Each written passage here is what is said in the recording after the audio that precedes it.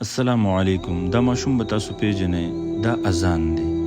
سیلاب کې د دې ماشوم پوره فیملی شهیده شوې ده.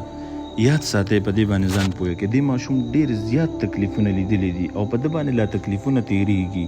دی یوازې پاتې شوی دی. مونږ او تاسو له پکار دی چې کله دې ماشوم له لاړ شو، ده له حوصله ورکوو، ده له تسلي ورکوو، ده ته داسې خبرې کوو چې د ده نه هغه مناظر هیر شي، ده چې کوم په خپلو سترګو لیدلی دي، د عجیب قسم قیامت لیدلی دی. یاد ساتئ، که د دې ماشوم نه مونږ دا تپوسونه کوو چې کله سیلاب راغلی ستا والدی وړله، دغه شان ستا خویندې وړلې، تا ورته کتلي و که نه؟ نو یاد ساتئ، دا ماشوم نور هم ټارچر کېږي او دا ماشوم به لیوني شي د دې سره.